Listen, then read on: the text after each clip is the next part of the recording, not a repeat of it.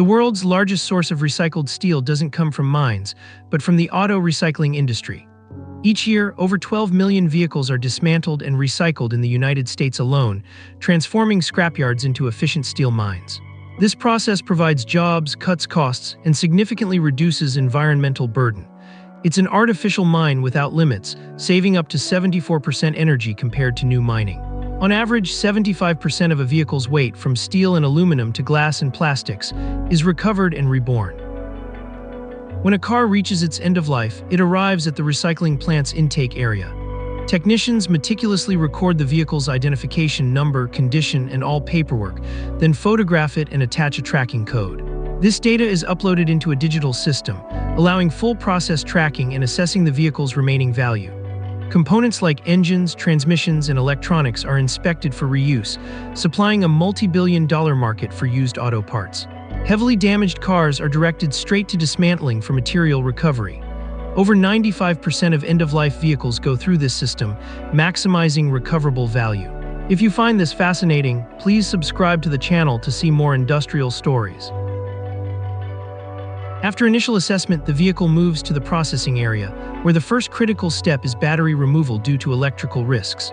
For conventional gasoline cars, the lead-acid battery is immediately removed, achieving an almost perfect 98% recycling rate, as lead, plastic, and sulfuric acid are all recovered for new batteries.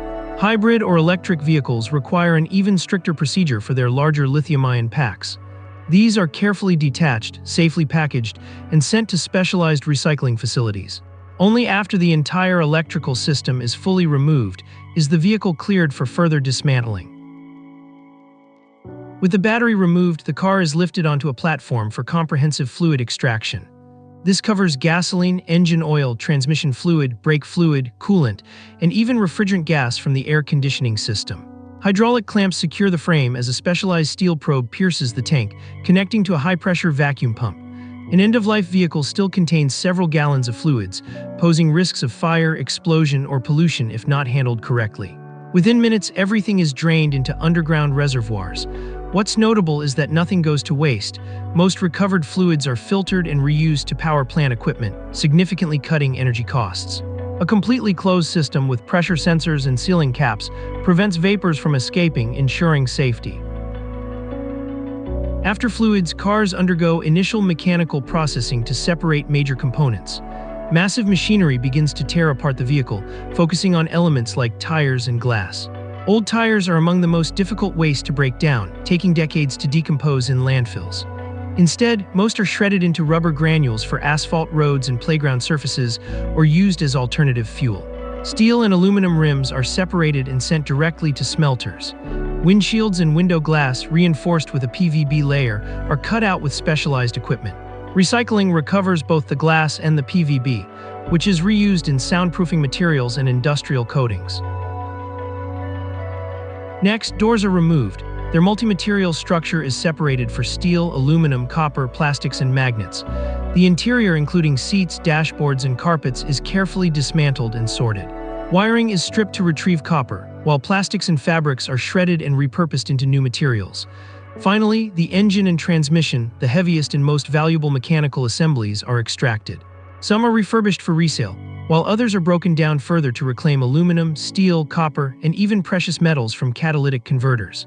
This systematic dismantling maximizes the remaining value of each component, ensuring the next step of crushing proceeds safely and efficiently. Before a car enters the main crusher, it still carries a mix of non-metallic parts like bent exhaust pipes, large plastic panels, and tangled wiring. To remove these, the vehicle is sent to a rough processing area.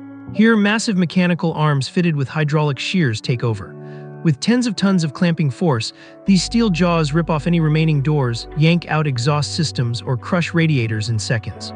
Plastics, foam padding, and other materials that cannot be smelted are discarded on the spot. This sheer mechanical power quickly strips the car's frame clean of unwanted parts, far faster than manual disassembly. This cleaning step acts as a coarse filter, eliminating materials that could ignite, contaminate the recovered metal, or damage the crusher itself, reducing the structure to a neat steel and aluminum shell. Once stripped clean, the bare steel frame is sent into a massive hydraulic press.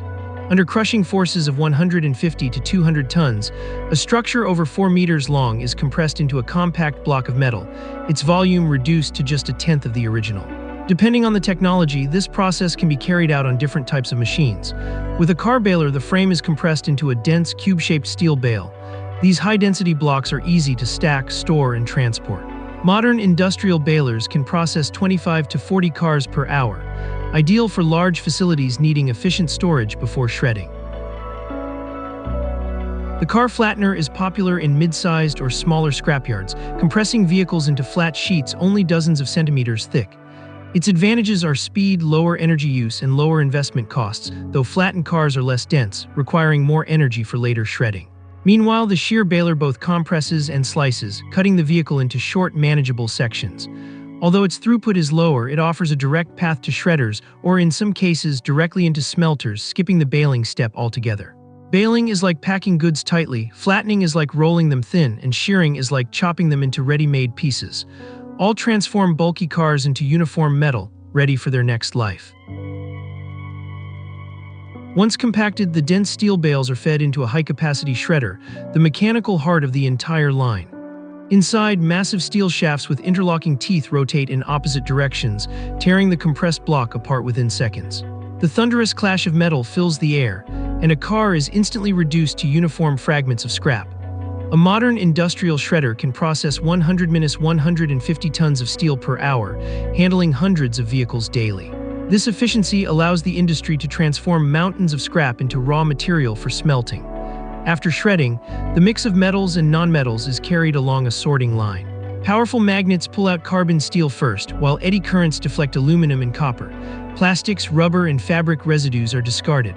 The recovered steel is compressed into bundles for the furnace, while aluminum and copper are collected separately. From a single discarded car, the line takes less than an hour to recover pure, reusable metals, ready to re-enter the production cycle. The recycling journey enters a new stage as these standard steel bales are fed into an electric arc furnace, where they face an inferno of heat. Graphite electrodes unleash currents of tens of thousands of amps, producing a blazing arc like artificial lightning. Within minutes, temperatures soar beyond 1600 degrees Celsius, turning the scrap steel red-hot before melting it into a stream of liquid metal. Slag and flux are added to draw out impurities, forming a layer of slag on the surface, while oxygen lances burn away unwanted elements. Sensors and spectrographic analysis provide continuous monitoring, ensuring the alloy composition meets exact specifications. From a chaotic mass of old car parts, a glowing sea of pure molten steel now emerges, ready to be cast into new billets. The molten steel, once refined, is immediately channeled through sealed troughs into the continuous casting line. A blazing stream of liquid metal flows into water-cooled molds, solidifying within seconds to form a hardened shell. Inside, the steel core remains molten, carried forward by rollers and gradually cooled along the length of the line. From this process, long billets stretching tens of meters take shape, including square billets for construction steel and flat slabs destined for rolling into sheets or coils. Automated thermal saws cut them into standard segments, each weighing several tons. Every billet is numbered, scanned, and logged into batches. From a formless pool of molten steel, fine blocks of material now emerge, marking the beginning of a new chapter in the recycling cycle. The moment they leave the reheating furnace, glowing red steel billets surge into the hot rolling mill. Dozens of massive rollers continuously press, stretch, and bend them into new shapes. With every pass, the steel flattens and lengthens, evolving from a heavy, rough block into uniform sheets or coils. High-speed cameras and laser sensors monitor each millisecond, measuring thickness and straightness with precision to ensure every strip meets the standard directly on the line. This process feels like sculpting muscle into metal, both powerful and precise. Freshly rolled steel cannot be sent out immediately, it must be cooled in a controlled manner. High-pressure spray nozzles envelop the surface in a white mist, rapidly lowering the temperature without causing cracks. Then powerful fans blow along the length of the coils, allowing the steel to cool gradually and preserve its internal structure. Once the temperature is safe, each coil undergoes inspection.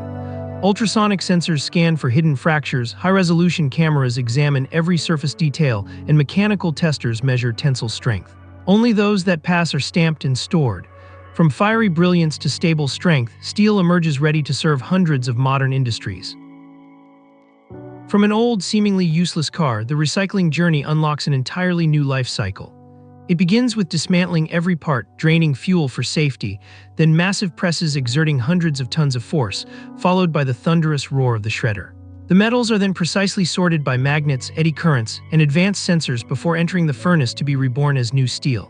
Once hot-rolled, cooled, and inspected, the steel becomes a clean, durable material, ready to serve vital industries from construction and machinery to the making of new automobiles. Each end-of-life vehicle, instead of being discarded, fuels a multi-billion-dollar industry, cutting energy consumption and easing the strain on natural resources.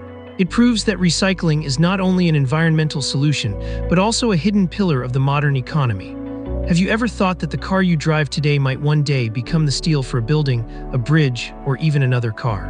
Share your thoughts in the comments, and don't forget to subscribe to the channel and leave a comment, as it helps its development.